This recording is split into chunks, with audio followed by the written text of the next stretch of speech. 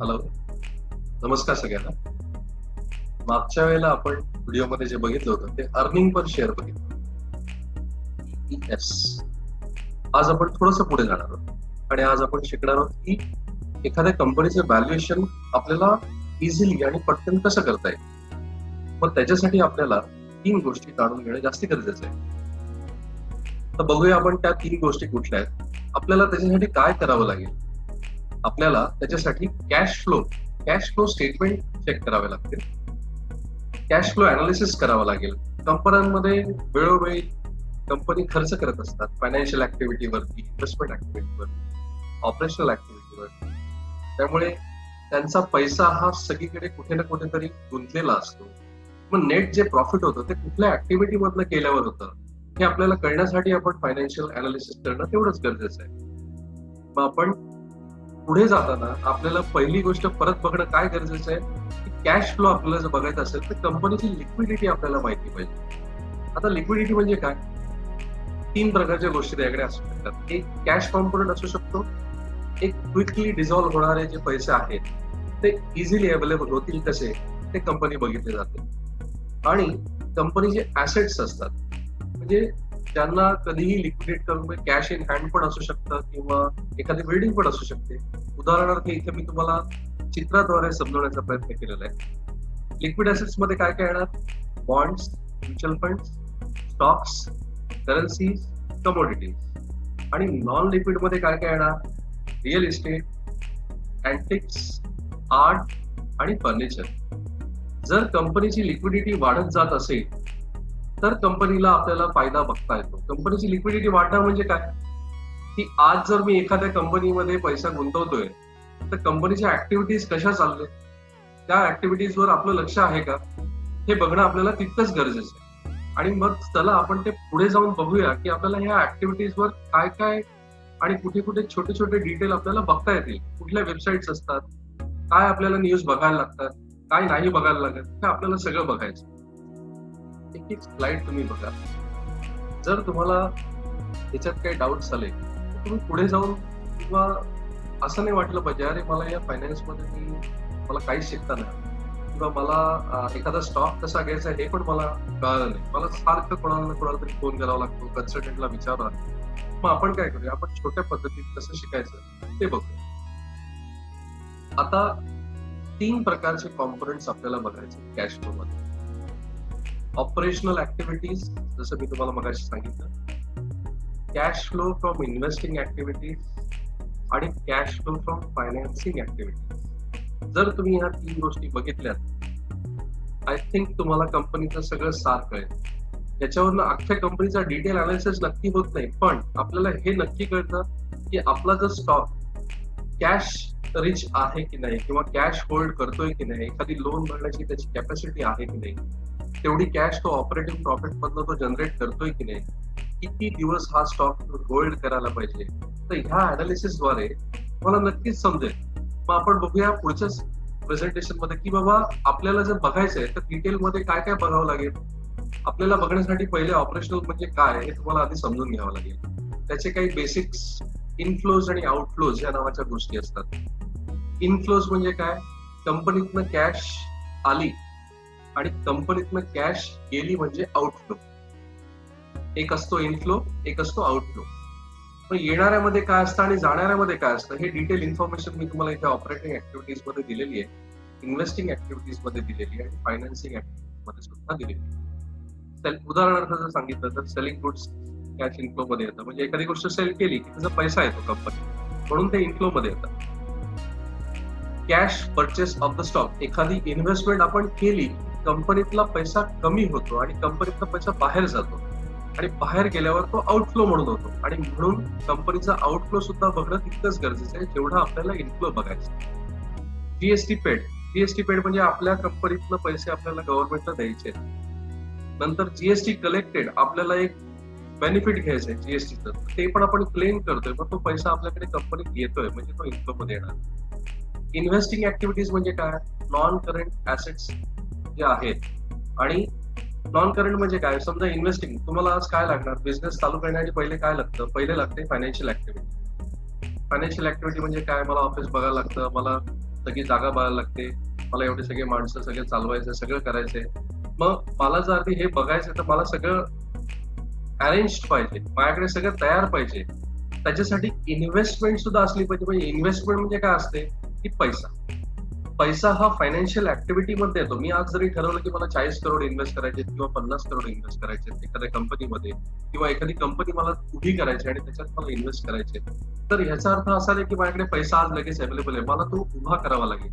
That is called as financial activity. म्हणून financial activity पहिली आपण गृहीत धरतो, त्याच्यानंतर आपण इन्व्हेस्टमेंट ऍक्टिव्हिटी गृहीत धरतो, आणि त्याच्यानंतर जे काही उरेल ते आपण सगळं ऑपरेशनल ऍक्टिव्हिटीमध्ये कन्सिडर करतो. म्हणून आपल्याला पुढे जाऊन हे बघायचं की बाबा आता डिटेल मध्ये पुढे जाऊन कसं आपल्याला वाचता आलं पाहिजे. मी इथे काही फॉर्म्युले दिले, इन्कम फ्रॉम ऑपरेशन फॉर्म्युला आणि ऑपरेटिंग एक्सपेन्सेस फॉर्म्युला. आपल्याला बघायचंय काय, नेट सेल्स म्हणजे रेव्हेन्यू आणि कॉस्ट ऑफ गुड्स सोल्ड म्हणजे आपण जे काही कंपनीने विकलंय, आपण एवढं जरी बघितलं तरी आपल्याला कंपनीचा अंदाज येतो की माझं नेट प्रॉफिट वाढतंय, कमी होतंय, दरवर्षी काय होतंय. मागच्या व्हिडिओमध्ये आपण बघितलं अर्निंग पर शेअर. मागे मी तुम्हाला एक्सप्लेन केलेलं आहे की अर्निंग पर शेअर वाढू पण शकतं, कमी पण होऊ शकतं. पण कंपनीकडे कॅश आहे की नाही हे फक्त आणि फक्त तुम्ही ह्या कॅश फ्लो स्टेटमेंटवरच तुम्हाला कळू शकते. त्यांच्या ऍक्टिव्हिटीज काय चालते, की कुठे जास्ती खर्च होतोय, कुठे कमी खर्च होतोय, त्याच्यासाठी तुम्ही कॅश फ्लो स्टेटमेंट्स वाचायला शिका. नुसतं कॅश फ्लो वाचून तुमचा अभ्यास होईल का? नाही. नुसतं कॅश फ्लो वाचून तुमचा अभ्यास होणार नाही, पण त्याच्यासाठी तुम्हाला प्रॉफिट अँड लॉस स्टेटमेंट बघावं लागेल, त्याच्यासाठी तुम्हाला बॅलन्स शीट बघावी लागेल. आता तुम्ही मला म्हणाल की अरे एवढं सगळं मी कधी बघणार आणि कधी मी एखादा स्टॉक निवडणार.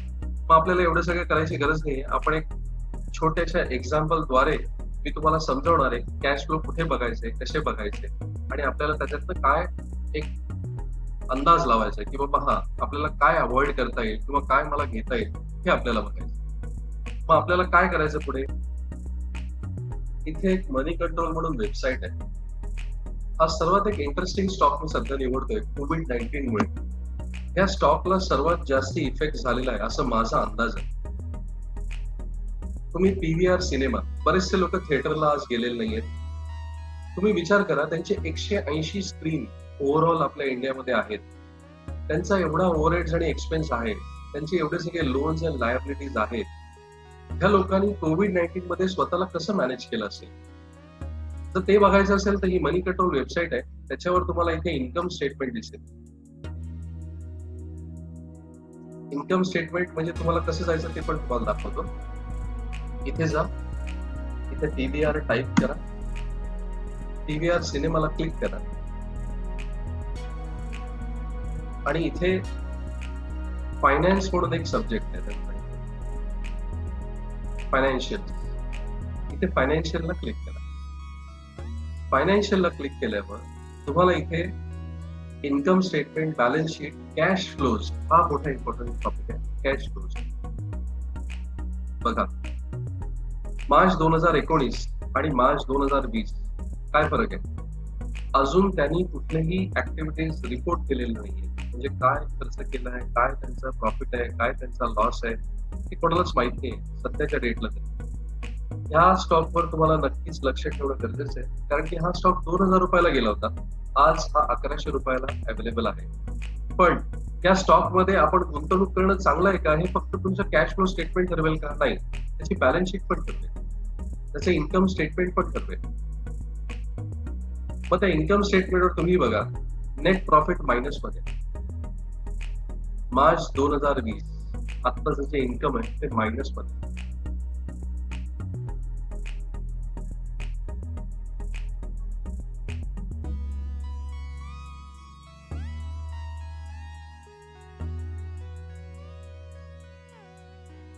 मी काय बघणार आहे, मी कॅश फ्लो बघणार, आणि ह्या कॅश फ्लो वरनं मला एक अंदाज लावायचा की बाबा मला त्या कंपनीमध्ये येणारा खर्च किती, कंपनीची लायबिलिटी किती आहे. या वेगवेगळ्या वेबसाईट्स तुम्हाला ह्या मनी कंट्रोल वरच तुम्हाला बघायला मिळतील. बघा, यांचं कंपॅरिझन बघा.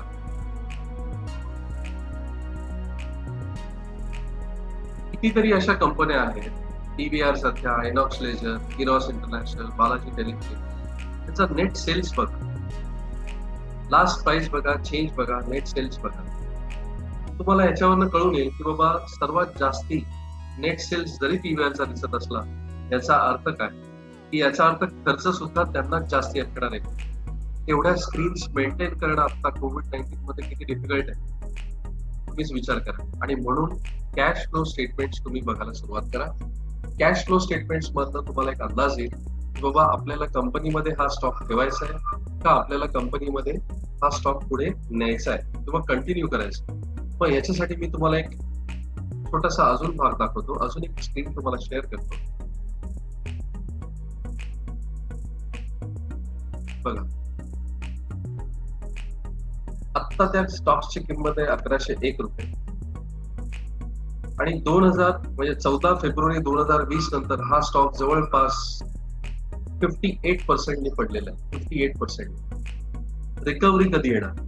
नेट लॉस झालेला आहे. मागच्या वर्षी कंपनीची प्रॉफिट मध्ये होती, ह्या वर्षी त्याचा ऑलरेडी नेट लॉस झाला. तो रिकव्हरी व्हायला लॉकडाऊन जसं उघडेल, जसं लोक थिएटरमध्ये बघायला जातात तसंच हा स्टॉक डेव्हलप होणार आहे. त्यामुळे जर तुमच्याकडे हा होल्डिंग स्टॉक असेल तर तुम्ही किती वेळ होल्ड करणार हे तुम्हाला ठरवायचं आहे. आणि म्हणूनच मी तुम्हाला सांगतोय की स्टॉक बघण्यासाठी कॅश फ्लो स्टेटमेंटचा आधार तुम्ही नक्की. रिसेंटली त्यांनी आता एक व्हिडिओ छोटासा अपलोड केलाय आफ्टर द लॉकडाऊन, की ते स्वतः काळजी कशी घेतात.